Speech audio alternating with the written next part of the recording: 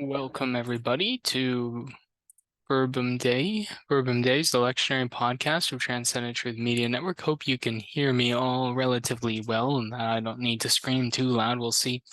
Um, yeah, picking up where I guess we left off last week. I am a little bit late, so I'm going to try and do two back-to-back episodes so that I could get the next week's out on time for you. We are at proper 13, and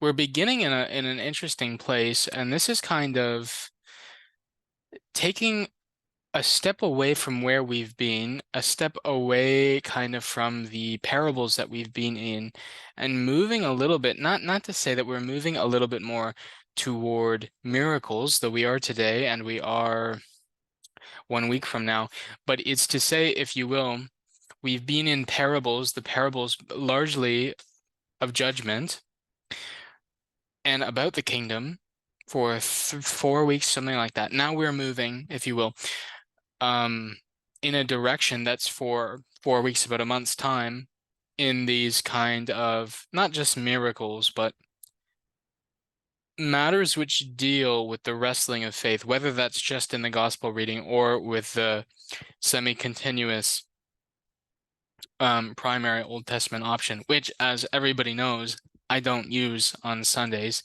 But I think it is important, if you will, to not just have the resource out there, but for example, if even if a congregation, let's say, is doing regular evening services, or if you are doing some kind of lectionary Bible study, or whatever it is, these are good things to have. Also, I've spoken before on mixing and matching option 2 and option 1, not just sticking to one for a whole year, not just sticking to one thing.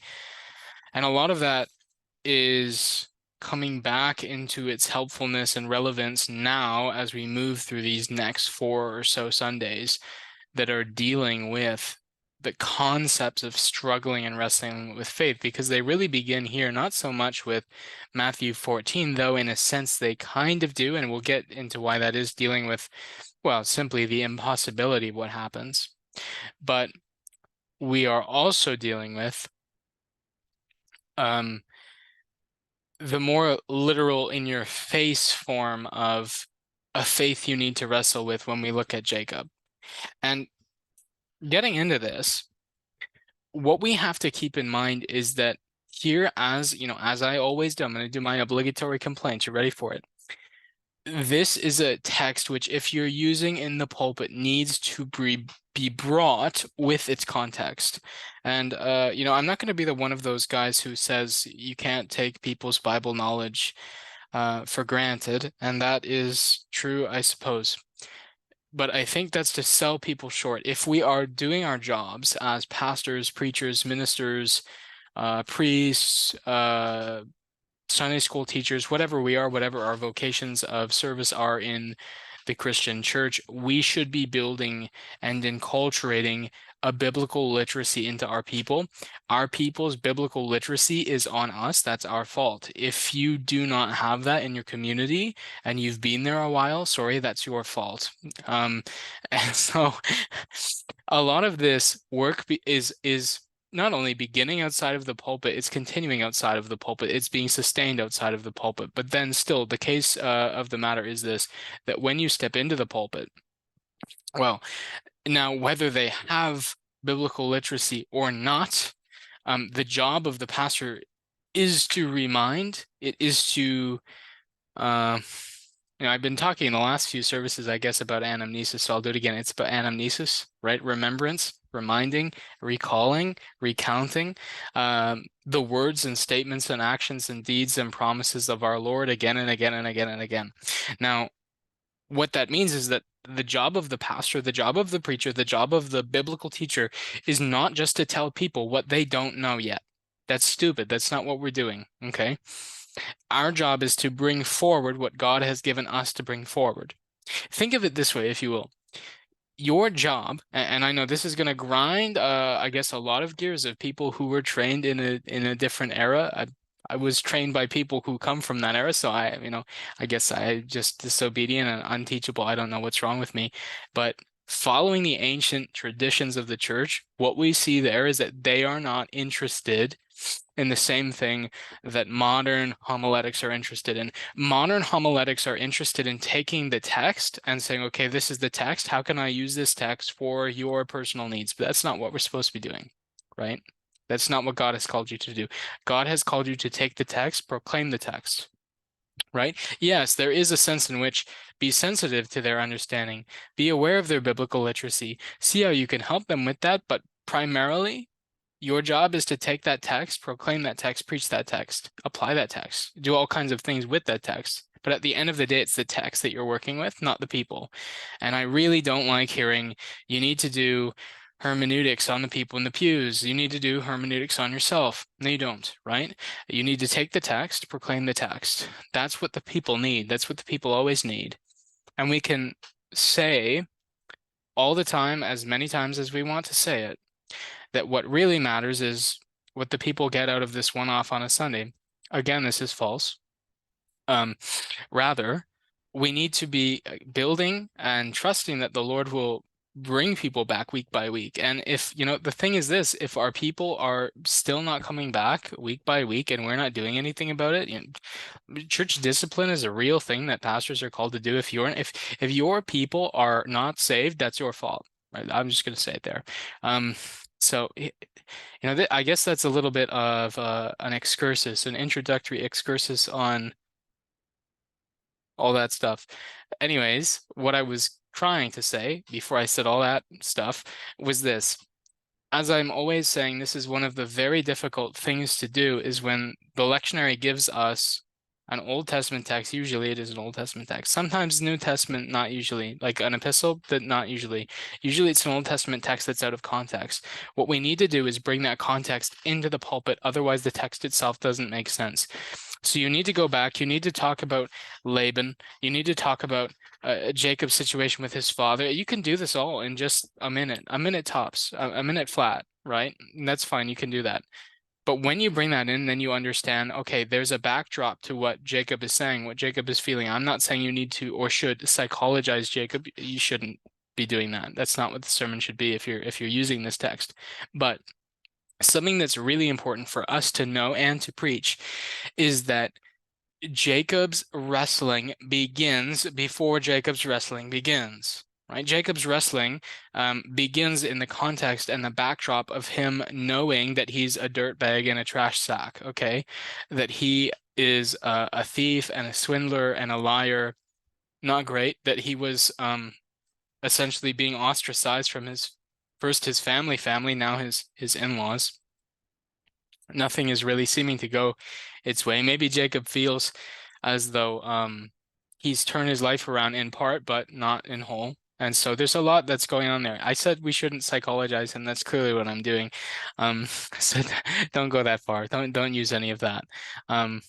What it is to say, though, is that when we get here and we look at this context of Jacob's wrestling, there's a lot of questions that are unanswered. There's some kind of hints that we can get in the text. The last few chapters, the whole patriarchal narrative for Jacob, but that's not stuff that can actually be preached. Right? That's stuff, the pulpit's not the place for questions. The pulpit's not the place for unanswered questions, even less so, right? So what do we have here? I'm just going to boil it down and tell you what we do have. There's not much we can really go through the text and say, look, the text says this is this, blah, blah. No. What we can do, though, is say, look, this is a text that we see Jacob is wrestling with God. From this wrestling with God, he demands a blessing. So this is wrestling with God for a blessing. Then at the end, of course, he gets it, but he's not left unchanged. He's not left unharmed. And so if you wanted to do something with this, you're going to have to be doing some kind of allegorical work here, that's not bad. Or some psychological work, which this is less okay. Now, one of the I guess benefits of going that allegorical route is that this is a good setup for those few weeks as we work through this theme and this topic about struggling and wrestling in our faith, because that's really what it is about. And so if you strip some kind of allegorical value out of this in regard to wrestling with God, wrestling with the things of God, wrestling with ourselves, how we're loved by God, what a lot of this has to do with is, as we move forward in these next weeks, is wrestling with the unbelievable promises and the person and the work of God loving us as we know ourselves, right? I mean, this is where all of the wrestling is found. We can also look at the wrestling that Christians do in our spiritual piety and rigor, right? Prayer and Bible reading and liturgical attendance and all that stuff. That in a sense is another kind of wrestling. And that's the job for the pulpiteer, if you will. When someone gets in a pulpit, when someone gets behind a lectern, that's not so much dealing with the text as much as it is dealing with how we're going to then use the text in its application. If you preach, you already know that. If you don't, that might be interesting for you to hear. I don't know. Anyways, looking then at Psalm 17, we see that the lectionary, what do you call those people again? The lectionary wizards, the lectionary council, committee, sorry, lectionary committee, when they're compiling option one, and by the way, this is one of those weird ones where they just cut off one random verse at the end and tack it on. But this is one of those no, it's not one of those, but rather you can see what they're doing. You can see that they are trying to bring you to using some kind of allegorical homiletical methodology or hermeneutical methodology with Genesis 32 and Jacob wrestling with God there. By the way, yes, that is God. In case you didn't catch that, it's not an angel, as for example, some translations will try and tell you it is. It's not an angel. It's God. So, and we see this in the voice of this Psalm 17 is well, you hear it, right? Hear, Lord, my plea for justice. Pay heed to my cry. Listen to my prayer from lips without guile. From you, let my vindication come. You can see he's wrestling in prayer with God to get this kind of a blessing. Pay heed to my cry. Listen to my prayer. And this is, in a sense, what the prayer life of a Christian is or should be.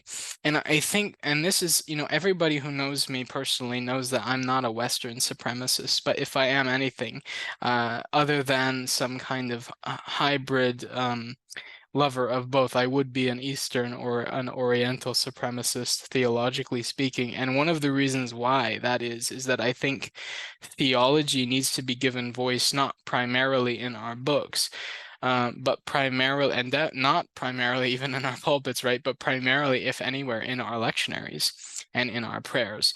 And sorry, not lectionaries, I mean liturgies. The lectionaries are part of that as well. And really, I do think that even more strongly than I think a lot of the Eastern and Oriental people do, because if you, and this is a bigger question that needs to be opened up, like a can of worms or a treasure chest of discussion topics for hours and minutes and days and years, is the theology and the hermeneutic that's built into a lectionary. And there I would definitely be a Western supremacist in regard to who has the best lectionary and whose lectionary is actually doing what a lectionary should do. Yeah. So anyways, aside from that though, when you look at the Western liturgies, they're concise, they're to the point. They give you a kind of outline of the way that soteriology works in a legal framework, but they don't really give you all that you need for a robust full prayer life. Now, when you talk to, for example, Roman Catholics, they would say that they do because they have Eucharistic presence in the Mass, in not just the Mass, right? But they're focused very much not so much on liturgy as much on the sacrament itself, or as they view it, the sacrifice itself.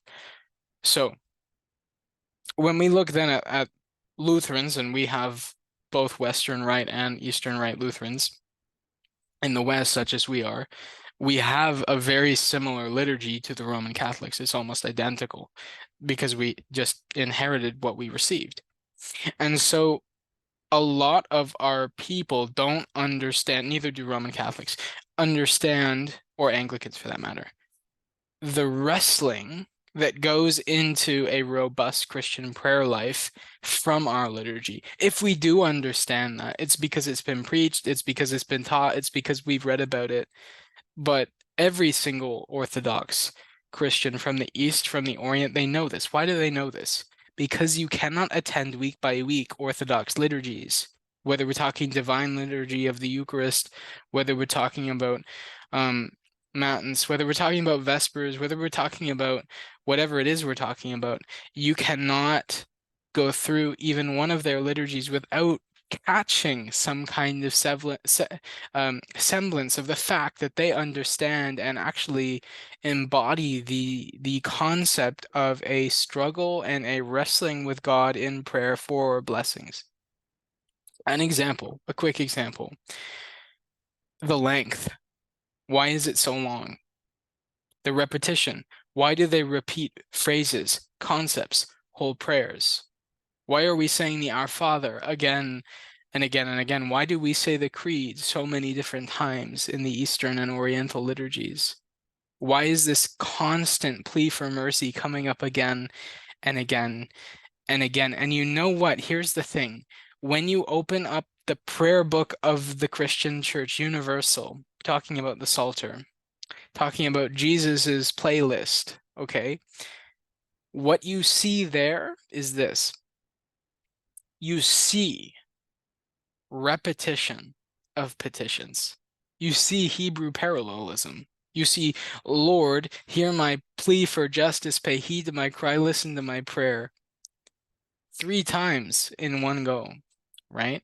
And this isn't just, this is back to back to back.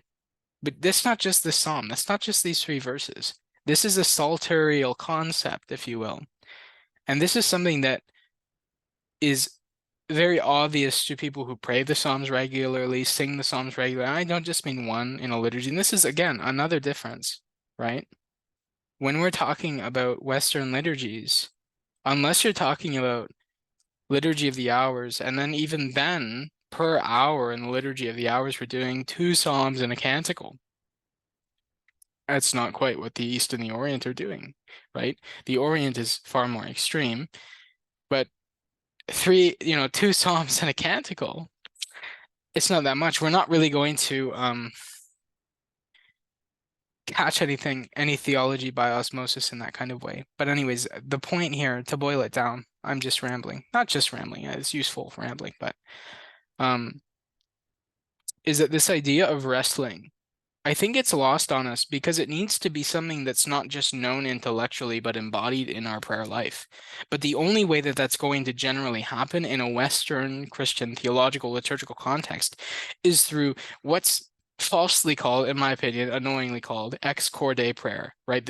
I would just call it evangelical Protestant prayer, which I'm not, I'm not super big on personally, right? Because our liturgies they don't embody that. And so people, they turn away from the liturgies, they turn toward their evangelical prayer closets or whatever, toward their ramblings and their ravings and their whatever. And that's, in a sense, that's quite sad because the church already had all of this stuff. A lot of people are just not using it.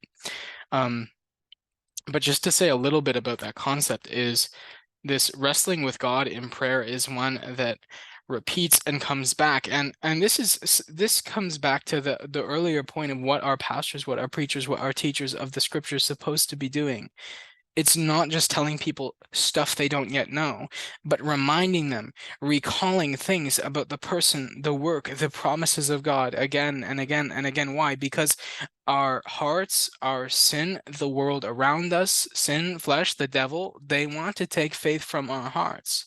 And so Christianity is it's a battling religion, a violent religion by which we go to war with sin, death, and the devil, surrounding us, encircling us.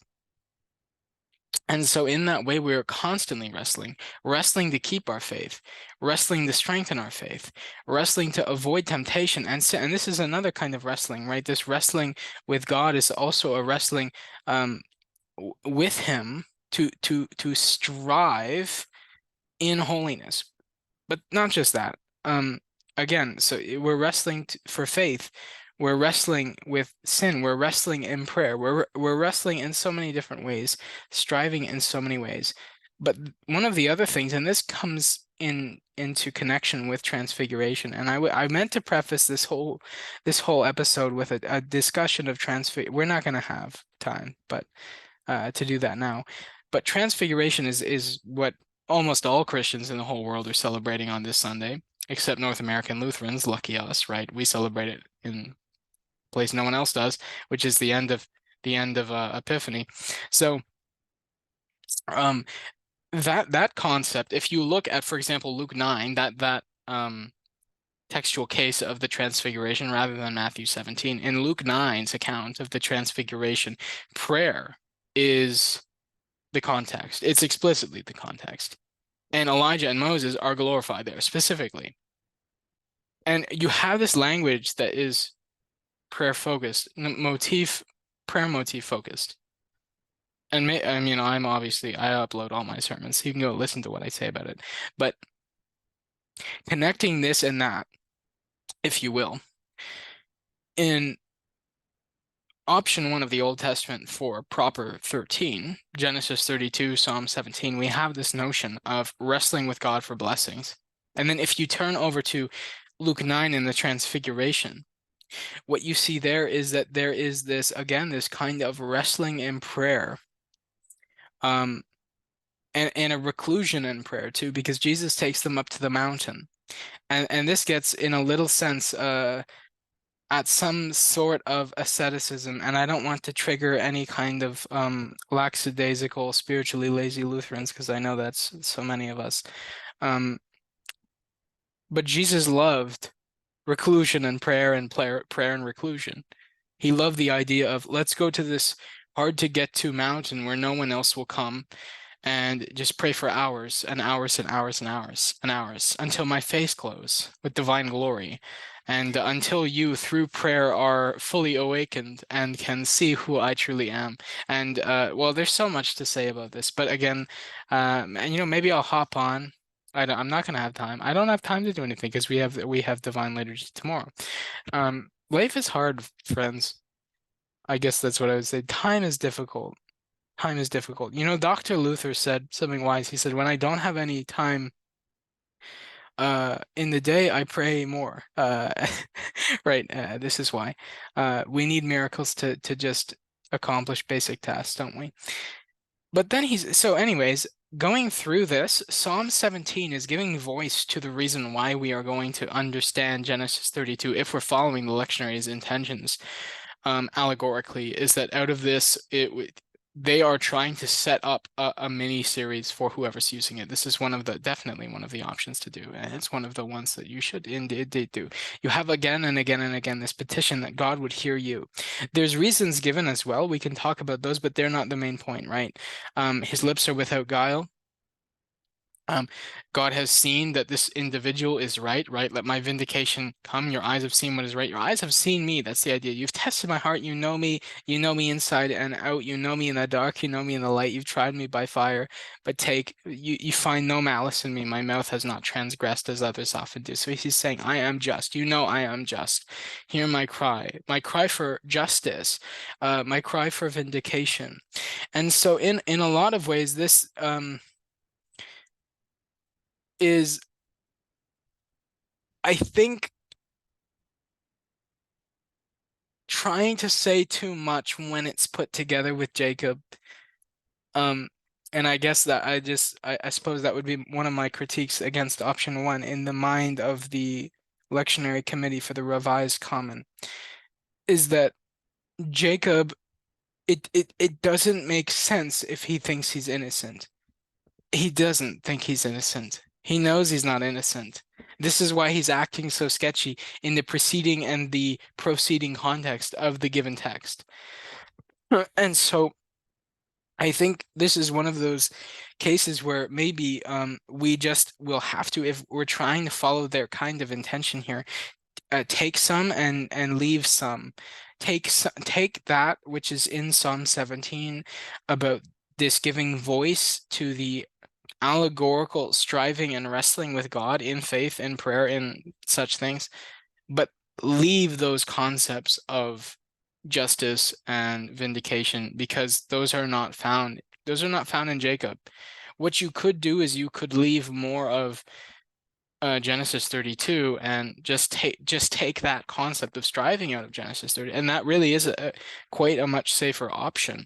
But it is difficult to actually execute that, and we simply do not have enough time for me to tell you exactly how I would suggest one might do that, because we have option two and then the New Testament reading. So we're going to go a little bit faster because these are a little bit more straightforward. And a little bit more well known, if you will. Not that Genesis 32 is unknown, but it's, let me say, not used often. Whereas Isaiah 55, everybody knows Isaiah 55. It's gorgeous, it's beautiful, everybody loves it, it's everybody's favorite text. Look, the whole thing's highlighted because the whole thing's perfect. So, all you who are thirsty, who's that? That's everybody. Come to the waters. So he's saying this. Now remember, this is in the context, the gospel context. As you know, I've said before, I'll say it again because maybe we have some people who don't yet know. The lectionary, the Revised Common, as well as the Roman lectionary, is for Sundays at least, is set up around the gospel reading. And so what it does is it's not supposed to be continuous or semi-continuous even. That's why option one is such a joke to me. I don't take it seriously.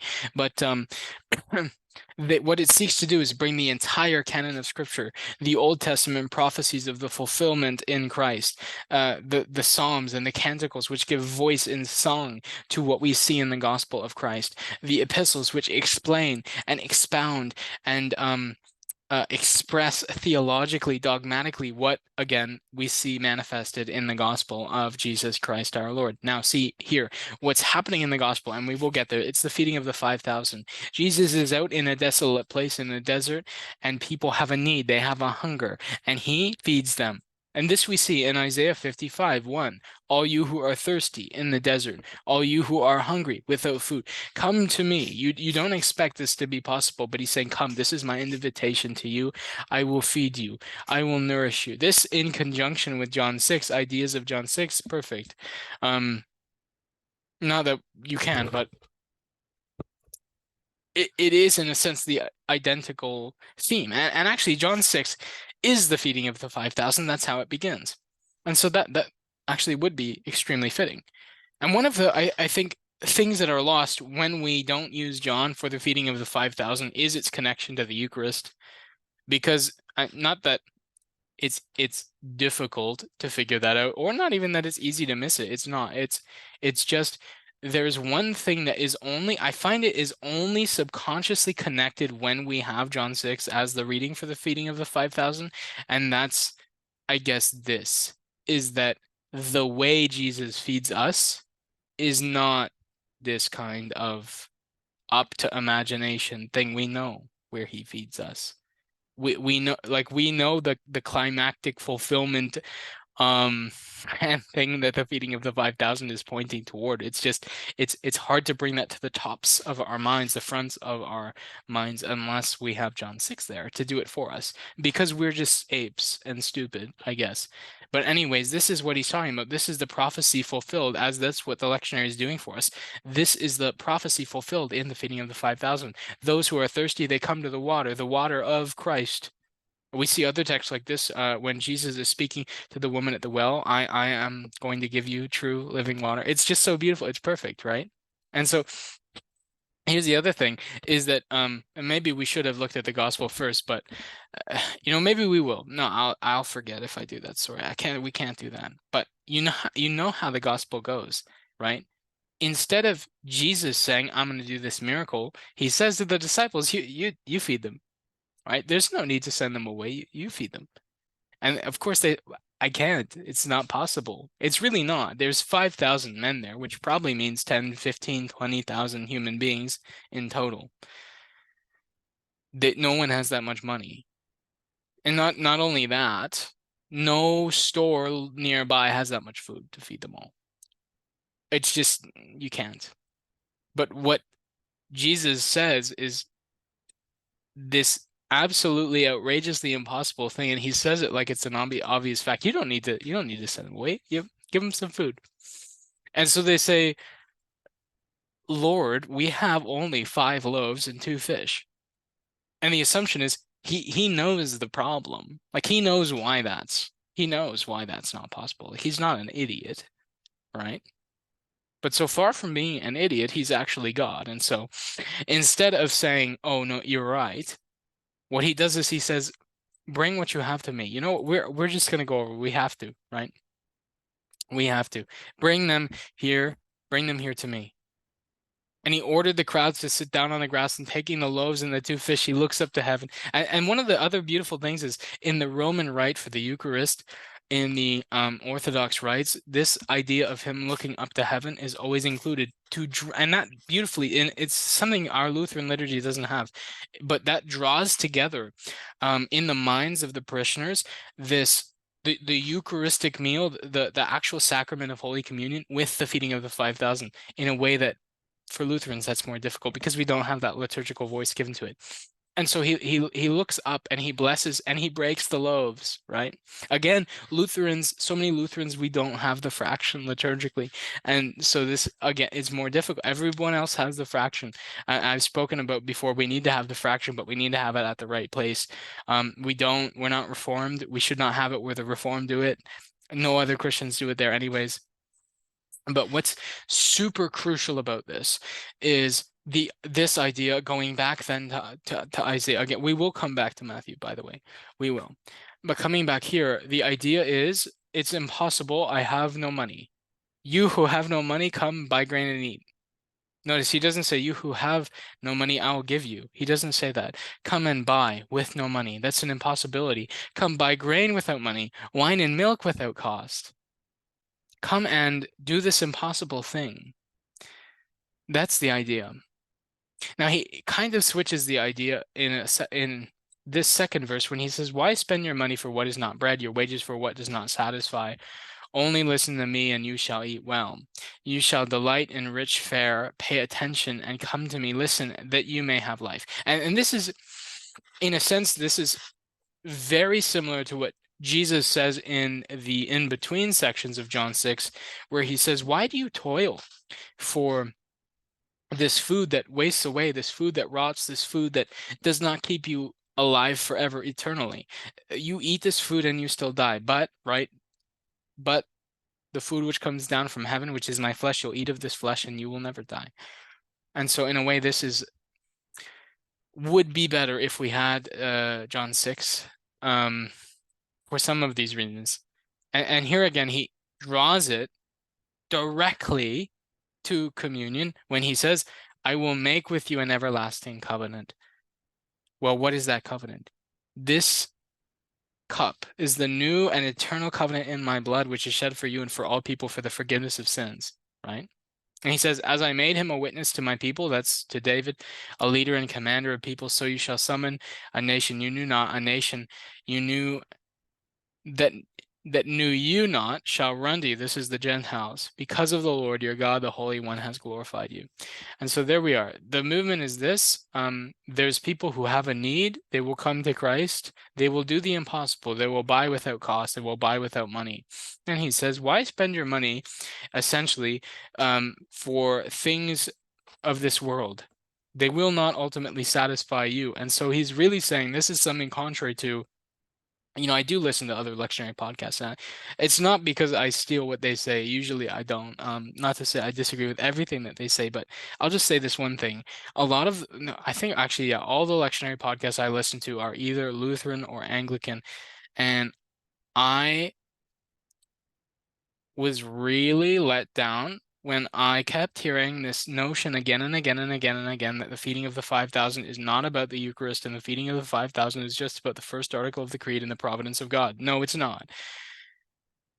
And if we're using the lectionary, which we are, then we're either going to have to agree with the lectionary that it's not, or really hate the lectionary, because verse 2 in connection with the feeding of the 5,000 makes it absolutely clear what they're saying, that this is connected to that notion of John 6. that this is connected with that notion of this is not about physical bread. This is not about physical sustenance. This is about the thing which truly satisfies. That this gets back to that concept that we were at weeks ago, months ago, with the woman at the well, when Jesus is saying, why you're doing all this work for this normal water, which it doesn't satisfy. You're going to drink of this water and you're going to be thirsty again. But there is a water, a living water, which, actually comes from the heart of Christ, right? Flows out of there when he's up on that cross. That from that comes eternal life, from that. And when you partake of that, when you're baptized into that, we also have water that's traditionally, if a pastor's following the liturgical rubric, is mixed with the wine in the sacrament of communion at the altar. When you partake of that, baptized into that, he says, then a spring of living water will flow up from within you. And what that means is it's not just going to satisfy you forever, but it's going to flow out of you and satisfy other people. And this is something that we saw just last week with the parable of the mustard seed and all the other parables. But with the mustard seed in particular, that the seed is so small, right? And it grows so big that it provides shade for others. That whatever this thing is that Jesus has to give us, it's not just going to eternally satisfy ourselves, but everybody around us. So then let's go now. Let's go now and look at the gospel, and then pray for me to remember to cover Psalm 145 and Romans 9. I'll do my best. So, of course, the idea here is this is just after the execution of St. John the Baptist, the feast which is coming up later at the end of this month. It's the last feast, Saints' Feast in the month of August in our Lutheran sanctoral cycle. And he's leaving, he's departing, he's not fleeing for his life. No one can kill him. Nobody takes my life, he says, but I lay it down freely of my own accord. So he comes here, he's seeing how many have followed him. They have a need, right? Those who are thirsty, they've come, right? And he cures them. He heals them. He drives out their demons and so on. The day it goes by, they all get hungry, so on. This is why a lot of people understand this to just be about first article of the creed. People are hungry. Jesus feeds the hungry. They say, don't overthink it. Don't sacramentalize it, blah, blah, blah. Impossible. Because Jesus is always spiritualizing, always sacramentalizing, always incarnationalizing, always soterializing, right? And so he says, well, you know the situation, we just talked about it. But what's the importance here? What's he saying? Other than the Eucharistic elements, other than the backstory, other than the context, it's this, that Jesus is super duper interested in drawing you into his work of saving people and miraculous grace. Is that he doesn't just do the miracle himself, but he says to his disciples, you go into it. And they say, of course, I can't do it. And he says, I know. So what does he say then? So don't? No, he doesn't say that. Does he say, so I'll do it instead of you? No, he doesn't say that. He says, what do you have? What do you have? Then, once you realize what you do have, instead of complaining that it's not enough, bring what you have to me. And then there, when they bring it to him, he blesses it. He breaks it. He gives it back to them to hand out to the others, right? And then through this, they are all satisfied. And this gets back to that idea we were just talking about of the living water, of the mustard seed, of this thing that happens when God, he gives us all that we are. He gives us all good gifts. He gives us food. He gives us water, our family, our friends, our eyes, our reasons, our senses, all that we have. This we confess. That's the first article of the Creed in the Small Catechism, right? All that I have, it's given to me. God is the giver of all that's good. Yes, true, absolutely.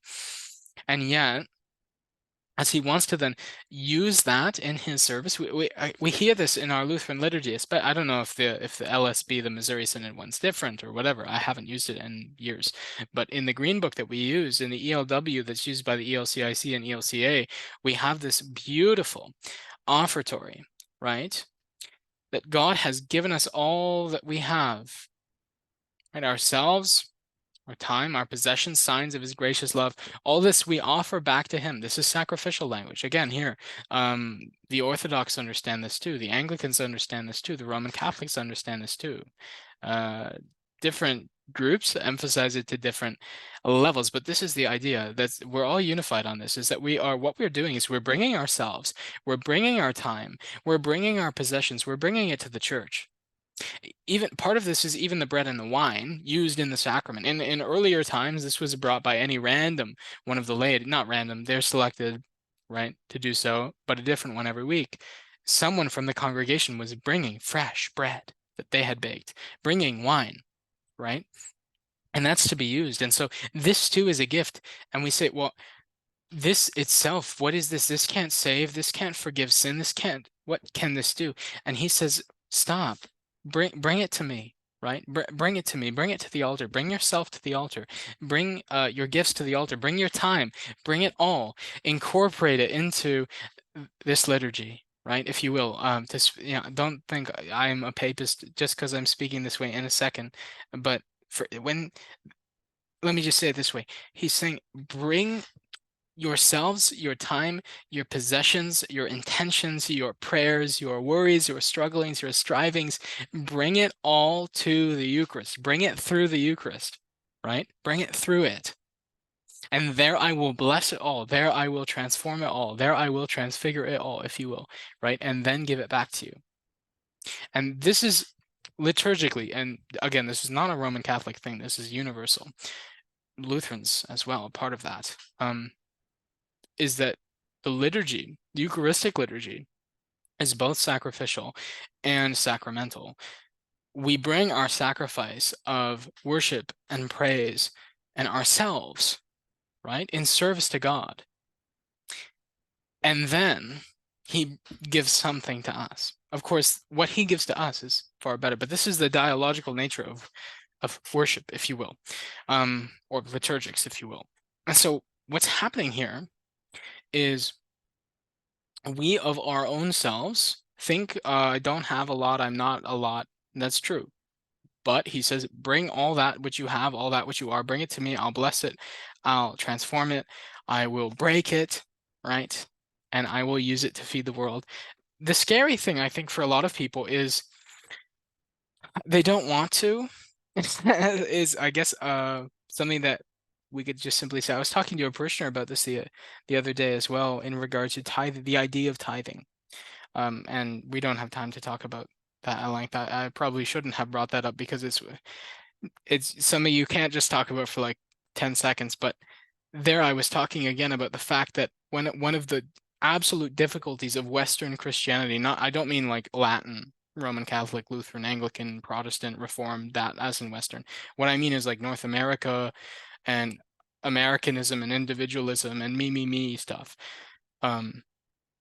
is that whether we use this paradigm and language of tithing or whether we say, oh, I don't need to give because it's a free will offering, is the assumption in both of there's two sides of the same coin. And the coin is this: I will only give when I need to give, because my money is mine. It's as I own it. I deserve it. You don't. You will get what you're owed. That's it. And so it's purely legal, but love is not legal. And the law, it's not love, right? The law does what the law needs to do, and it doesn't do anymore. Love does not look at the law. It does not look at obligations. It looks at needs. And it looks at how we can bless even beyond needs. And so it looks at money as, how can I use this money, right, for other people? It looks at the time, how can I use this time for other people? It looks at the self. How can I use myself in service for other people? Part of this also is the breaking of that which is brought to Christ. In a lot of ways, in a lot of cases, we bring ourselves to the service of Christ, and in order for him to use us, he needs to, like the bread, break the bread. so that it can be distributed and fed to the world for the service of others.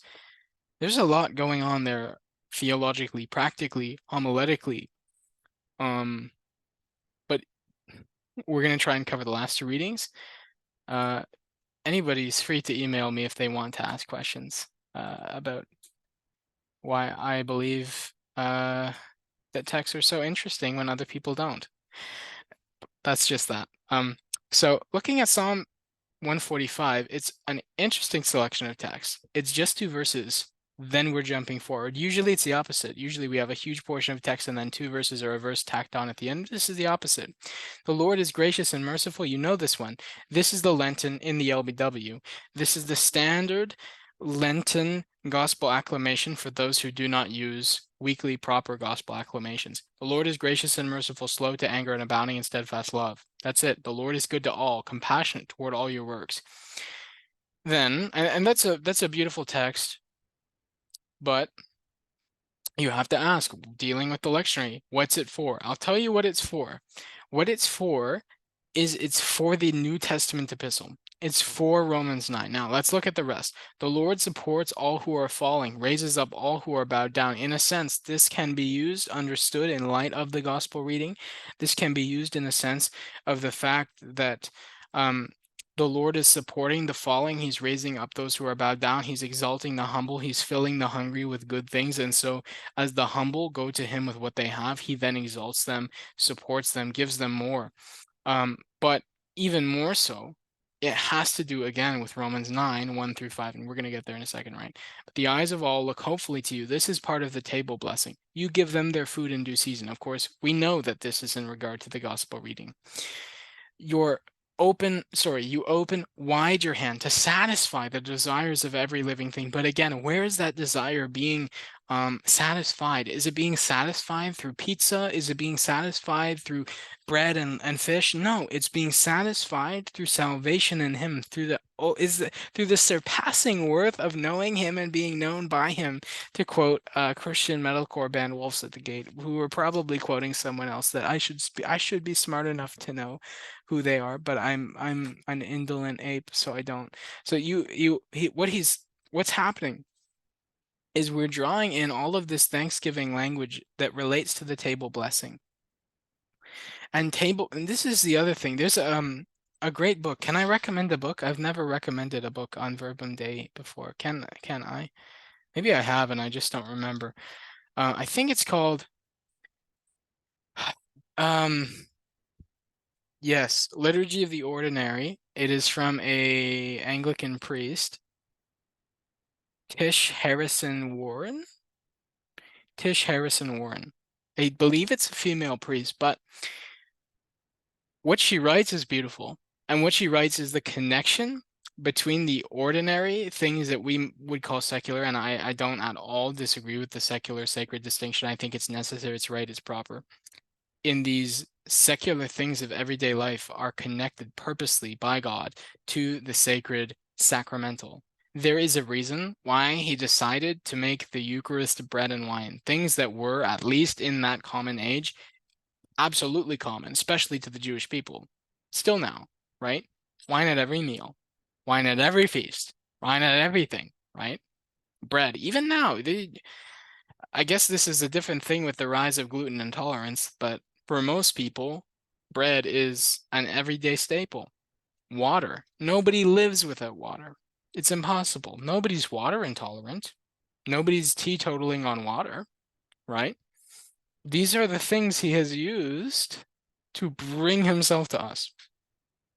And so this notion of the table blessing, still for so many Christians, of course, this as Christianity has become more lackadaisical and less Christian, it's something that's died out. But traditionally, Christians do at every single meal, not just supper, every single meal, even for drinks, table blessing.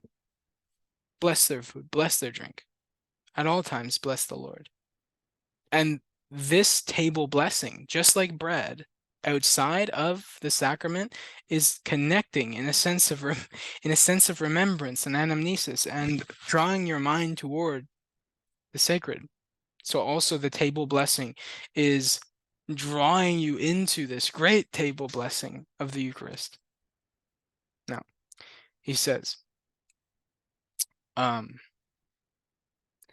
Lord is just in all his ways, merciful in all his works. The Lord is near to all who call upon him, to all who call upon him in truth. Now, if we were to say, what does this have to do with the calling upon him? Think, if you will. I know a lot of churches are using the hippie option. We are too at St. Matthew's. I can't say anything, but we should all be using Psalm 116 for the offertory, right? I will call upon the Lord, right?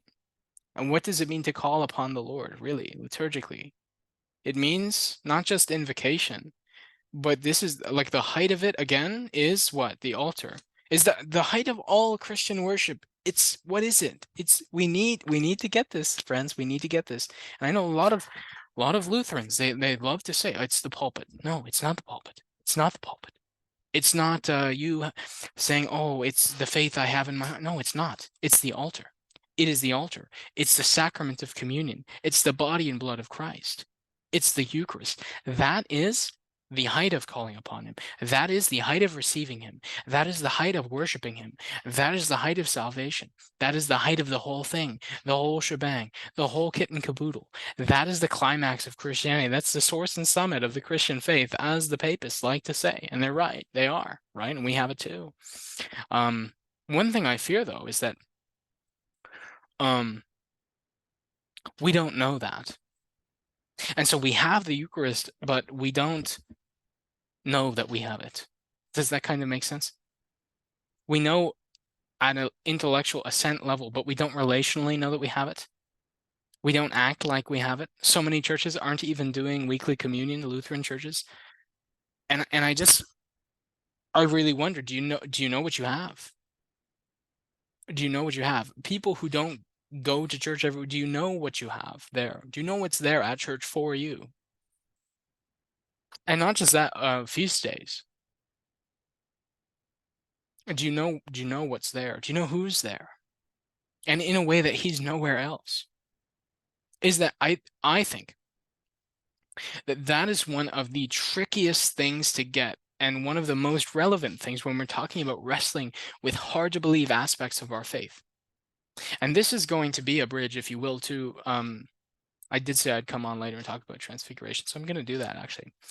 And I'm going to talk about the same thing probably. Because this is something we really need to work on, not as a movement of Lutherans, as individual Christians. How can we embody and wrestle with believing what God said we have?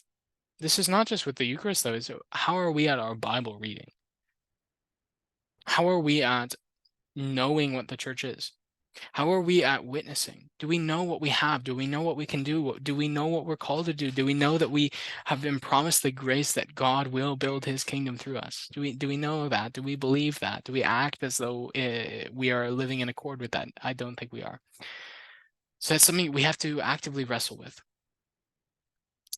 Now he says, not only is he satisfying the desires of all, but he says, he fulfills the desires of those who fear him. He hears the cry and he saves them. This should remind us of Psalm 17. Not that you're going to use both. I guess you could in an alternate universe, but that's not something I've ever seen done by a church that cares to use the lectionary. The Lord watches over all who love him, but all the wicked he destroys. My mouth will speak the praises of the Lord. All flesh bless his holy name forever. Now, verse 20 is something that's super interesting because in a lot of churches, that's not a concept or an idea that's welcome at all in any way, shape, or form. But it's something that's true, and it's something that needs to be preached. Because when something is not preached, I've said it before, it's not believed. And so if we want our people to believe what the scriptures say, yeah, there's a separation of sheep and goats. Yeah, there's a reprobated, rejected people. That doesn't mean reprobated in the Calvinistic predestinarian sense necessarily. What it does mean is that we're not universalists. That's what it means. Hell is real. That's what it means. So last reading. This is going to need to be quick because we're like mega long on time. I speak the truth in Christ. I do not lie. My conscience joins with the Holy Spirit in bearing me witness, sorry, that I have great sorrow and constant anguish in my heart. For I wish I could that I myself were accursed and separated from Christ for the sake of my brothers, my kin, according to the flesh. Now, that's not the important part. Here's the important part. Theirs is what? The adoption. Theirs is what? The glory, the covenants, the giving of the law, the worship, the promises. Theirs is the patriarchs, and from them, according to the flesh, is the Messiah, God who is over all. Paul is saying, yeah, they rejected him. Yeah, my heart weeps for that. But one of the really interesting things I'm just going to leave you with, and it's not really connected with anything else in the lectionary, and this is something that you know has been going on for all of ordinary time, right? Is that the epistle is just doing its own thing and still doing its own thing today. And its own thing today is this. Its own thing is to say, yeah, Jews don't believe by and large. That sucks. That's sad. But even yet, in that context, even yet, still, theirs belongs all of this. That all these things we are enjoying as Christians, this is the thing. All of these things we are enjoying as Christians, it's theirs. And that in their rejection, what they're doing is pushing away that which is theirs. There is a super mega important theological question to ask, though, that I'm going to ask and not answer. I have my own personal belief about it, but I'll leave you with it to meditate on. It doesn't really have to do with anything else in the lectionary, but it's this. Is that concept only relevant, like that concept of the olive tree, the olive branches, and blah, blah, blah in Romans? Is that 11 or 12? Whatever. Is that only relevant for the first generation or two, or is that eternal? And I think that's a valid question to ask. I'm probably going to show myself bias here, but is it even reasonable to say that Jews who for 2,000 years have cut themselves off on purpose are still, in a sense, native branches? It's a valid question. Maybe yes, maybe no. I don't know. Something to leave you with. It means God bless you. In the name of the Father, the Son, the Holy Spirit, and see you back in a couple seconds.